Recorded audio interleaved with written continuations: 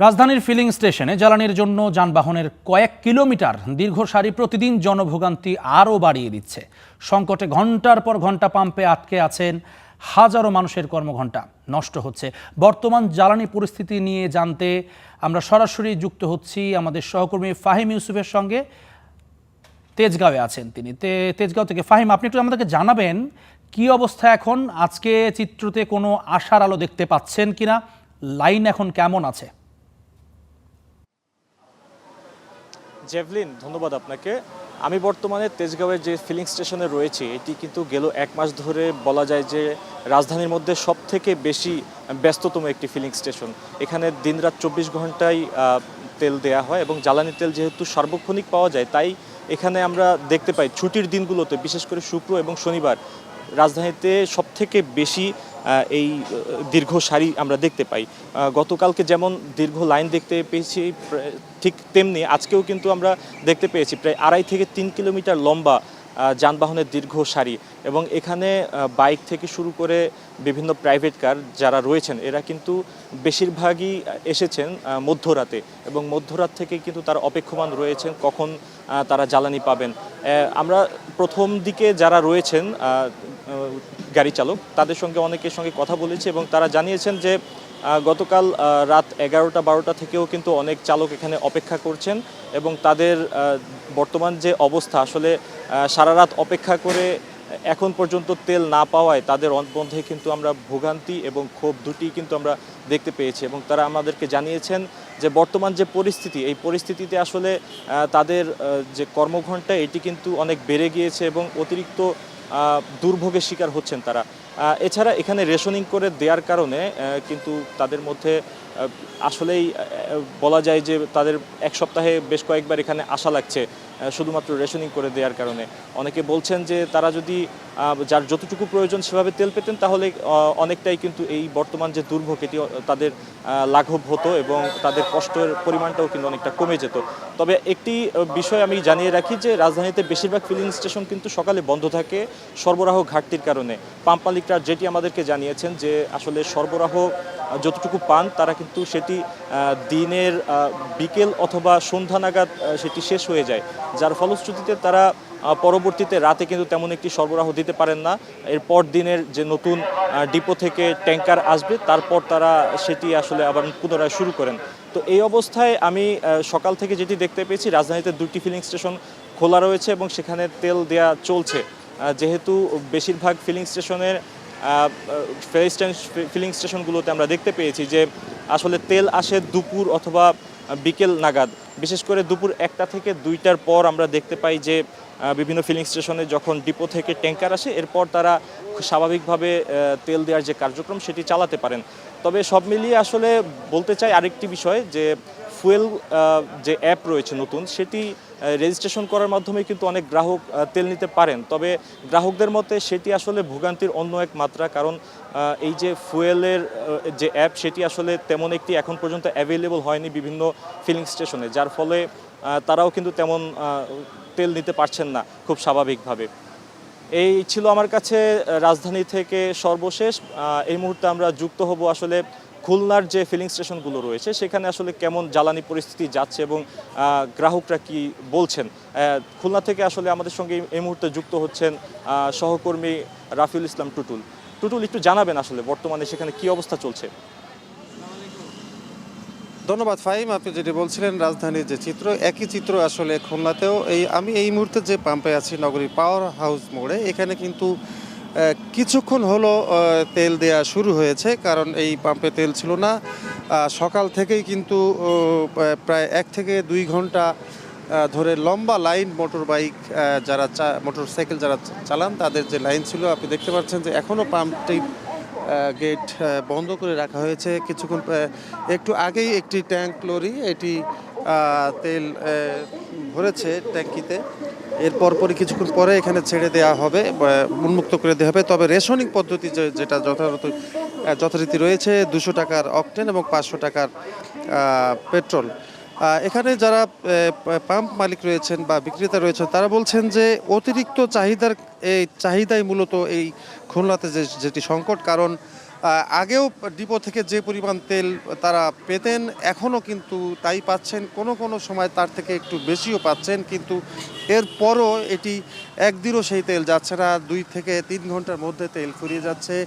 তারা বলেছেন যে সবচেয়ে বেশি দেখা যাচ্ছে যে মোটর বাইক, যেটি আগে কখনো শহরে এমন দেখা যায়নি। তার একটি কারণ হতে পারে, যেটি আমরা জানতে পেরেছি, যে ডিপোগুলোর কিন্তু এই পেট্রোল পাম্পগুলো ছাড়াও কিছু এজেন্ট রয়েছে শহরের বাইরে বা শহরতলিতে। সেই এজেন্টদেরকে তেল দেয়া একেবারে কিন্তু বন্ধ রয়েছে, যে কারণে ওই অঞ্চলের যারা মোটর বাইক সহ ব্যবহারকারী তারা কিন্তু এই শহরের উপরে চাপ হচ্ছে তাদের, এবং সে কারণেই কিন্তু অতিরিক্ত যে তেলের যে চাহিদা সেটি মূলত তাদের কারণে হচ্ছে, এমনটি জানিয়েছেন এখানকার বিক্রেতারা। ফাহিম, এই ছিল খুলনা থেকে সব শেষ খবর তেল পরিস্থিতির।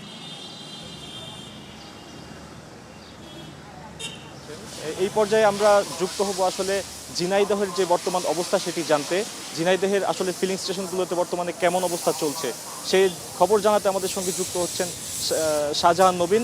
নবীন, একটু জানাবেন আসলে বর্তমানে সেখানে কি অবস্থা চলছে?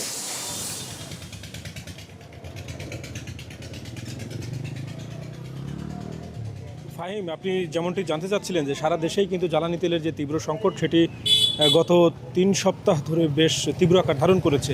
ঝিনাইদহে কিন্তু এর ব্যতিক্রম চিত্র আমরা দেখিনি। বিশেষ করে ঝিনাইদহের শহরগুলোতে যে ফুয়েল স্টেশন রয়েছে সেখানে কিন্তু যানবাহনের দীর্ঘ সারি আমরা দেখেছি। তবে আমি আজকে একটু ভিন্ন চিত্র দেখাতে চাই। আমি আছি এখন এই মুহূর্তে ঝিনাইদহের হরিণাকুণ্ডু উপজেলার একেবারে প্রান্তিক একটি বাজারে, এবং যেই বাজারে মূলত এখানে কোনো তেলের কোনো পাম্প নাই। ঝিনাইদহে হরিণাকুণ্ডু উপজেলাতে একটি মাত্র ফুয়েল স্টেশন আছে, যে ফুয়েল স্টেশনে সপ্তাহে একদিন তেল দেওয়া হয়, যে কারণে প্রান্তিক পর্যায়ের যে বাজার এবং এখানে যে ডিজেল চালিত যানবাহন চলাফেরা সহ কৃষকের যে ডিজেলের চাহিদা সেটি মেটাতে মূলত এই সব বাজারের যারা ব্যবসায়ী রয়েছেন তারা হিমশিম খাচ্ছেন। আমি একজন ব্যবসায়ীর সঙ্গে একটু কথা বলতে চাই। অনুমোদিত ডিজেল বিক্রেতার সঙ্গে আমি একটু কথা বলার চেষ্টা করব। আপনারা আগে কেমন তেল পেতেন, এখন কেমন পাচ্ছেন? আমরা যুদ্ধর আগে তেল যাই চাইতাম পেতাম 1 ব্যারেল তেল। আমার ছোট দোকান, 1 ব্যারেল তেল বেচতে আমার 5-6 দিন টাইম লাগবে। যাই হোক, এই ছিল আসলে ফাহিম ঝিনাইদহ থেকে জ্বালানি সংকটের, এই ছিল আমার কাছে সবশেষ। ফাহিম, ধন্যবাদ নবীন, আপনি অনেক কিছু জানালেন আমাদেরকে। এই মুহূর্তে আমরা চলে যাব বাণিজ্য মন্ত্রী কথা বলছেন সেখানে আমরা সরাসরি যাচ্ছি। সেটি হচ্ছে আমরা সরকার টিসিবির মাধ্যমে অনেক নিত্য প্রয়োজনীয় দ্রব্য আমদানি করে, ডাল আনে, ভোজ্য তেল আনে, ইত্যাদি ইত্যাদি। আবার আমাদের ব্যক্তি খাতের যারা ব্যবসায়ী তারাও আনেন। তো এই যে টোটাল সাপ্লাই চেইনটা, একটা পণ্য ব্রাজিল থেকে আসলো চিনি, বা ভোজ্য তেল আসলো অন্য কোনো এক জায়গা থেকে, তারপরে সেটা চিটাগংয়ে নামলো, বাংলাদেশের বিভিন্ন জায়গায় সেটি যাবে, তারপরে পাইকারি হয়ে খুচরা পর্যায়ে বিক্রি হবে। এই পুরো সাপ্লাই চেইনটা আমরা একটা এআই জেনারেটেড মডেলে নিয়ে আসব, যাতে পুরো জিনিসটার উপরে আমাদের একটা সংশ্লিষ্টতা থাকে, আমরা পুরো বিষয়টা একটা পর্যবেক্ষণ করতে পারি। বাজারের উপরে, বাজারের প্রতিটা পদক্ষেপের সাথে, এবং যে পদক্ষেপগুলি আমরা নিতে যাচ্ছি, ক্রয়ের সিদ্ধান্ত, বুকিংয়ের সিদ্ধান্ত, আমদানি পর্যায়ে এলসি খোলার বিষয়টি, এই প্রত্যেকটা জিনিস যেন আমাদের সাথে আমরা একটা সংশ্লিষ্টতা থাকে সরকার হিসাবে, যাতে বাজার কোন অবস্থায় কখন যাচ্ছে, কি পরিমাণ পণ্য আছে, স্টক কি আছে, কার হাতে কি আছে, কখন কেনা দরকার, এই পুরো জিনিসটির সাথে সংশ্লিষ্ট থাকার জন্যই এই এআই জেনারেটেড মডেল। আমরা দেখছি যে আপনি বিভিন্ন সময় কথা বলেছেন যুক্তরাষ্ট্রের সাথে বাণিজ্য চুক্তি নিয়ে। আমরা গতকালকেও দেখেছি যে বামদল তারা কিন্তু আন্দোলন করেছে, প্রকাশ করেছে যে বাণিজ্য চুক্তি যাতে বাতিল করা হয়। এই ব্যাপারে আসলে সরকারের কী ধরনের চিন্তা ভাবনা? এই ব্যাপারে যা বলার আগেই বলা হয়েছে। প্রতিদিন একই বিষয়ে নতুন করে বক্তব্য দিলে এরপরে তো আপনারা আমার কথাই শুনবেন না। ধন্যবাদ। গতকালকে বিশ্বব্যাংক বলেছে যে মধ্যপ্রাচ্য যুদ্ধের কারণে বাংলাদেশে 12 লক্ষ মানুষ গরিব হতে পারে। মধ্যপ্রাচ্যের যুদ্ধটি যদি প্রলম্বিত হয় তাহলে তো আপনারা জানেন, একটা হচ্ছে স্ট্রেইট অফ হরমুজ প্রণালী দিয়ে যে সমস্ত জাহাজ আসে, সেই জাহাজ আসার পরিমাণ প্রতিদিন প্রায় 100 থেকে 105-10টি জাহাজ অতিক্রম করে। এখন সেটি একসময় শূন্যের কোঠায় নেমে এসেছিল, এখন 15টি করে জাহাজ যাচ্ছে। তো এটি একটি প্রতিবন্ধকতা, জাহাজ ভাড়া বাড়বে। দ্বিতীয় হলো হরমুজ প্রণালী দিয়ে যে সমস্ত দেশের পণ্য পরিবাহিত হয় তাদের উৎপাদন ব্যাহত হবে, সরবরাহ ব্যাহত হবে। তো এটি যুদ্ধ যদি প্রলম্বিত হয়, এটির অভিঘাত তো সারা পৃথিবীতে পড়বে, আমরা তো আর পৃথিবীর বাইরে না। তো এই প্রলম্বিত হলে কি হবে সেটা আরেকটি বিষয়। এই মুহূর্তে যেন এটার অভিঘাত আমাদের মানুষের ক্রয়সীমার মধ্যে ক্রয় ক্ষমতার মধ্যে না পড়ে, সেজন্য সরকার বিভিন্ন উপশমমূলক ব্যবস্থা নিচ্ছে। আগামী দিনে সেটি আপনারা দেখবেন। ছোট্ট একটা প্রশ্ন, প্রায় 20 বছর পর বিএনপি বাজেট পেশ করতে যাচ্ছে এবং বৈশ্বিক পরিস্থিতিতে গেল বছরের তুলনায় কিন্তু এবার বাজেটের আকারটা একটু বড় হচ্ছে। সব কিছু মিলে এই পরিস্থিতিতে আপনি একটু বলবেন